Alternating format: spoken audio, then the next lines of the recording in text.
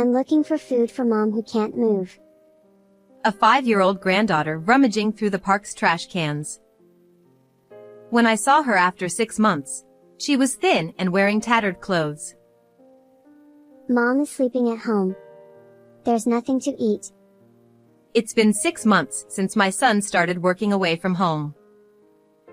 What happened to my daughter-in-law and granddaughter while I was unaware?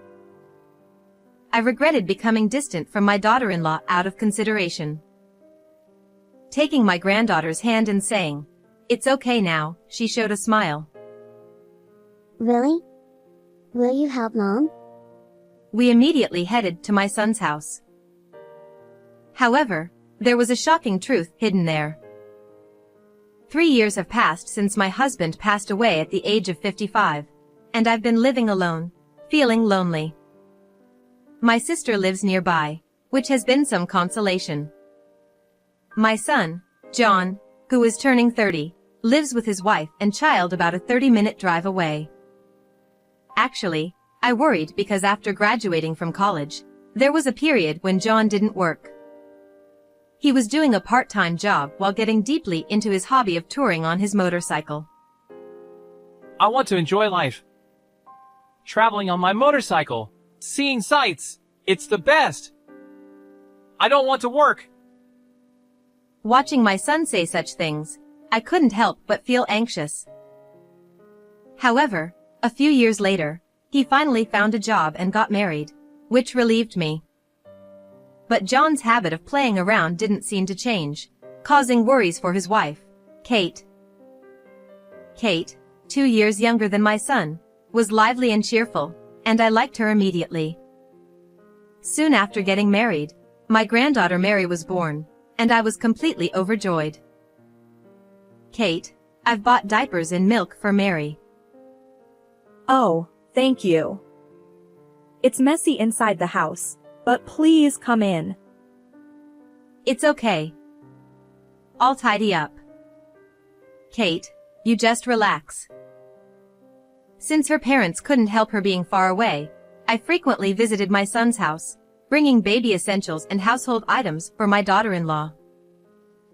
I did my best, cleaning up, comforting crying Mary, and more. My actions were driven by the desire to see my granddaughter and the goodwill to help my daughter-in-law, but it seemed they were pressuring her. Caught up in the cuteness of my granddaughter, I didn't realize this. One day, when I visited my son's house, there was no response no matter how many times I rang the doorbell. Did they go shopping? Deciding to come back later, I was about to leave the bag of toys for Mary's birthday present on the doorstep when I heard my granddaughter's cries from inside. Worried, I tried to peek through the window, but when the crying stopped, I quietly backed away. It was then that I realized, for the first time, how much my daughter-in-law disliked me, using the excuse of not being home. Despite the shock, I sent a text to my daughter-in-law letting her know I left the present. I see. I'm just her mother-in-law, so she can't relax. Even though I understood it logically, I couldn't help but feel immensely sad. And to make matters worse, something happened that added to my distress. That night, my son visited home with a stern expression. There were 2 matters he needed to tell me, both of which were painful for me. Mom, I've been transferred to another state for work, so I'll be working away from home. Really? We won't be able to see each other like before. I'll miss you. As the location was inconvenient for family life, he decided to go alone, leaving his family here. I was shocked, but my son's expression was grim. I wondered why, but his next words revealed the reason.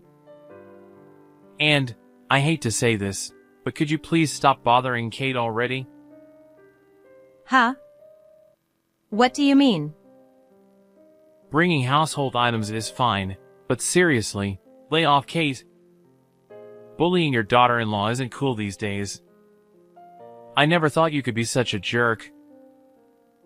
I denied any malicious intent, but my son grew more forceful. You've been frequently peeking into the house, passive-aggressively cleaning, and comforting the baby, right? Well, Kate was crying because of you. Don't be so cruel. I didn't mean to. I didn't realize. I'm sorry. I thought I was doing the right thing, but it seems it was excruciating for my daughter-in-law. I apologized to my son, but he wouldn't forgive me. If you keep harassing her, I'll cut ties with you, Mom. No way. John slammed the front door shut and left. At that moment, memories of my son's childhood flashed through my mind. He was mischievous and demanding, but I always raised him with all my love. Next, I thought of the adorable face of my granddaughter Mary. Feeling guilty for hurting my daughter-in-law, I called her. Kate, I'm sorry. I'll be more careful from now on. Did John say something? I'm sorry. I'm overwhelmed. No, it's my fault. I'll make sure to ask before coming over from now on. However, Kate remained silent and didn't respond. Maybe she wanted to tell me not to come to her home. After that, John didn't say anything to me and seemed to head to his new assignment. Later on, I tried to contact my daughter-in-law to arrange bringing gifts for my granddaughter's birthday, but her responses were lukewarm. She often asked for items to be sent via delivery because she was busy. However, one day, Kate unusually called me. When I encouraged her to speak, she said, tearfully, Actually, we're short on money. Worried that my son's bad habits might be showing, I asked to meet her and discuss things at a cafe. Kate arrived alone, having left Mary with a friend. Her expression was very somber. According to her, since John started his solo assignment, he stopped sending money for living expenses.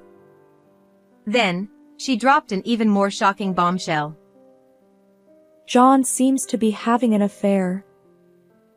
What? Kate continued. When I was video calling him, I saw women's clothes hanging on the wall in his room. When I said I would ask my son about this, Kate choked up, saying, I don't want to break up with him. I believe he'll come back to me. Feeling sorry for my hopeless son, I apologized to Kate. Kate then made a request, saying, I've started working part-time, but it's not enough. Could you send me $500 each month? Despite Kate's hesitance, it was all John's responsibility.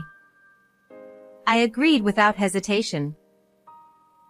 Kate added, Also, I'm overwhelmed with work and can't clean the house properly. I don't want you to see it. I understand. Don't worry, I won't just drop by unexpectedly. Anticipating Kate's difficulty in saying it, I responded kindly with a smile. But what is my son thinking? Kate asked me not to tell John, but as a mother, I couldn't refrain from giving him my opinion. After parting ways with Kate and returning home, I called John that night. I subtly asked if he was cheating, but he seemed irritated and angry. Hey, Mom! Don't bother me with such trivial things. John, clearly frustrated from work, didn't outright deny cheating, so my anxiety only grew. After that, various expenses such as clothing for my granddaughter and medical bills when she fell ill started piling up, and Kate began coming to me for money. By this time, I couldn't see my granddaughter at all, but I believed it was all for the sake of dear Mary and my unfortunate daughter-in-law. So, I continued to provide money from my husband's inheritance and send allowances. Even when my son occasionally returned from his solo assignment, he never came to see me, only insisting over the phone. I'm so busy. Be nicer to Kate. I was torn apart, feeling lonely without being able to see my son, but I started dreaming of sweet Mary more often. Still, I convinced myself that as long as my granddaughter was living happily, it was enough. But looking back now, I should have gone to see my granddaughter. At that time, I never could have imagined things would turn out like that. It was a spring day, nearly a year into my son's solo assignment. My sister, who lives nearby, invited me to a cherry blossom viewing spot near my son's house. She was worried about my mood, but the sight of the cherry blossoms in full bloom lifted my spirits a bit. However, what caught my eye then was a small child rummaging through the trash can in the park. Concerned that the child might be alone, I approached. When the child looked up and our eyes met, I blinked and looked again in disbelief. What? No way. The child was none other than my granddaughter Mary, whom I had seen only in dreams. She should have been 5 years old by now. Mary, is that you? What are you doing here?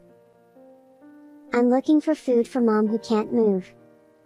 It had been a year since I last saw my granddaughter, and she looked emaciated, her collarbones visible, wearing tattered clothes with torn pants.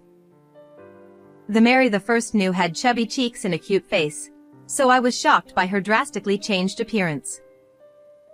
Where is Mom? She's sleeping at home. There's nothing to eat, Dad took all the money from home. It seemed that something had happened to my daughter-in-law and granddaughter while I was unaware. I regretted becoming distant from them out of consideration for Kate, waiting for her to reach out. I immediately approached my granddaughter and hugged her. Everything will be okay now that Grandma's here. Really? Will you help Mom? My eyes welled up at the thought of my granddaughter, who was always thinking of her mother, and anger toward my son made me feel feverish. However, despite my emotions, a shocking truth was hidden there. I explained the situation to my sister briefly, and went to my son's house with my granddaughter. I rang the doorbell, but my daughter-in-law didn't answer. Since the front door was locked, I couldn't do anything and felt at a loss. Then Mary said, "Wait a moment. There's a secret entrance," and slipped in through a small window at the back of the house. Later, after Mary opened the door from the inside, I rushed into the living room.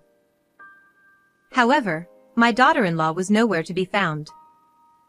The interior was terribly dirty, with half-eaten cup noodles and empty beer cans scattered around. "Mommy disappeared.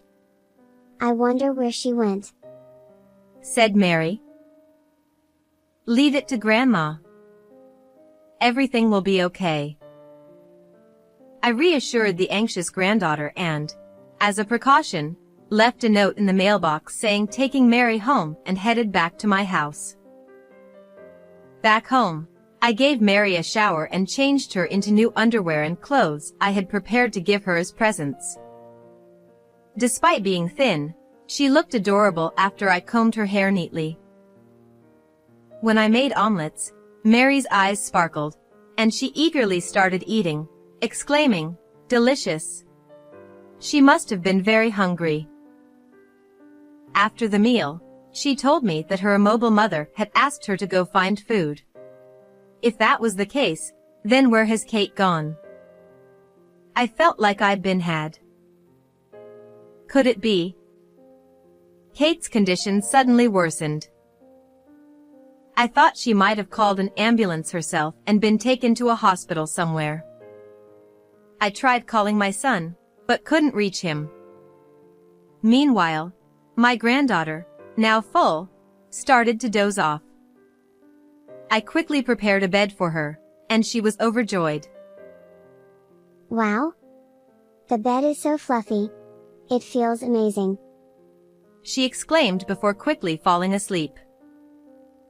Worried about my daughter-in-law, I called my sister, who lives nearby, and asked her to look after my granddaughter while I headed back to my son's house. What I saw there was a shocking sight. Is that Kate? As I hid in the shadow of the neighboring house to observe Kate without being spotted, an elderly neighbor approached me. We had exchanged greetings when my son and his wife moved in, so we were acquainted. After hearing a certain story from the neighbor, I trembled with anger. 2 hours later, I received a barrage of phone calls from my daughter-in-law after she saw the note, saying, "You took our daughter without permission." I'm sorry. I happened to meet Mary at the park, so I brought her home. I intentionally played dumb and apologized. Taking her your home without permission is rude. I'm really sorry. I didn't mean to worry you. But since it's been a while, can you let her stay with us for 2 or 3 days? Please. I'll make sure to thank Kate generously. Huh? If that's the case, I don't mind, but there's one promise. Her proposal was, Since Mary has a habit of lying, please don't believe anything she says. I already knew the truth of the matter, but without letting on, I went along with her to reassure her. It's common for young children to do that. Understood. I'll just let Mary's words go in one ear and out the other. 3 days later, my daughter-in-law came to pick up Mary. John is supposed to come home for the weekend. I need Mary to help with cleaning, so I've come to pick her up. Give her back. I won't return her to a mother who deceives your own child. At that, my daughter-in-law raised her eyebrows and glared at me. I don't know what you've heard from Mary, but didn't I tell you that she was a liar? It's absurd to believe everything a child says. Finally, Kate's true colors began to show. It seemed she intended to dismiss everything as lies from Mary. However, upon hearing those words in the living room, my granddaughter burst out crying and ran out. I'm not lying. I was worried about Mama. Seeing my crying granddaughter was heartbreaking. Not wanting to witness further arguments between adults, I asked my sister, who was at our house, to take Mary to the detached room. Then, I confronted Kate once again. I showed the pictures I had taken while hiding in my son's neighbor's house when I went there. They depicted Kate in intimate poses with a young man, and another where she was slipping wads of cash into his pocket. Kate's expression changed for a moment, but then she burst into laughter. It was just a little fun. John is under my thumb, so I can manipulate him any way I want. If you keep this up, you'll never see your grandchild again. Furthermore, I shared what I had heard from the neighbor. She said, "It might be meddling, but I can't bear to see your granddaughter in such a situation." Kate, it seems you've been leaving Mary outside and frequently bringing young men into the house, right? The neighbors have noticed. What? I have no idea what you're talking about. Kate tried to play it off, but the neighbor had also taken videos and photos of her with her lover. According to the conversations in those videos, Kate had lied about her health to spend time with her lover, and she had cleverly concocted excuses like going to look for food to keep Mary from coming home. "I'll tell everything to John," I declared. Yet Kate continued to laugh. I've already told John that I'm being bullied by you, so he doesn't trust you. It's pointless to tell him anything. I'll just cry and tell him that you're lying. Finally, I understood why my son had turned cold towards me. It was all Kate's doing. At that moment, a figure emerged from the neighboring room with a furious expression. Kate, you were deceiving me, weren't you?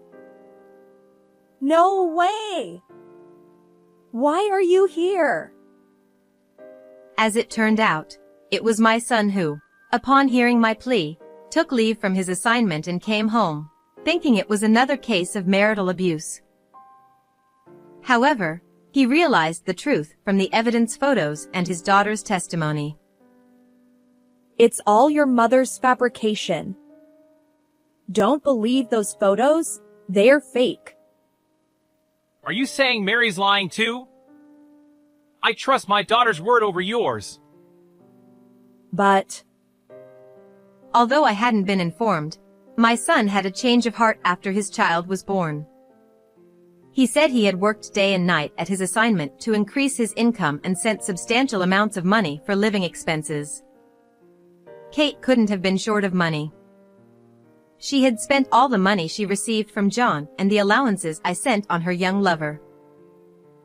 Finally, John realized he had been fed lies by his wife about being mistreated. Mom, I'm sorry for all the terrible things I've said. It's okay if you understand.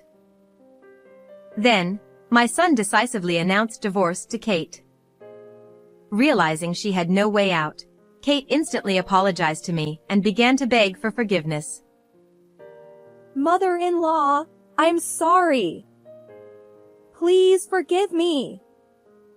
I was just lonely without John. Please ask him to reconsider the divorce for the sake of our daughter. I may forgive what you've done to me, but I'll never forgive you for what you've done to my precious granddaughter. But even after all this apologizing, apologies don't make everything okay.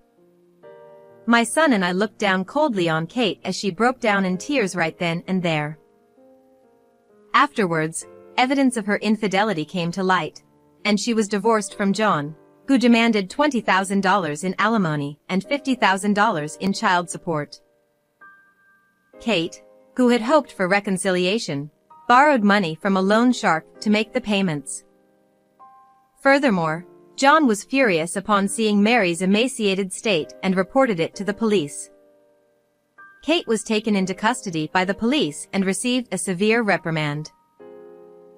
It was discovered that Kate had met the young man she was having an affair with at a bar and had been supporting him financially. However, when the money ran out, she was quickly discarded. While I know she was being chased by debt collectors, her whereabouts afterwards are unknown. John also demanded $20,000 in alimony from Kate's affair partner. He too borrowed money to make the payment and is currently working day and night as a day laborer. Now, my son has returned from his assignment and is living with Mary and me at my house. A new life with my granddaughter, son, and me has begun. With more smiles from my granddaughter, I'm enjoying peaceful days. How did you find this story? Don't forget to subscribe to the channel. Well then, let's meet again in the next video.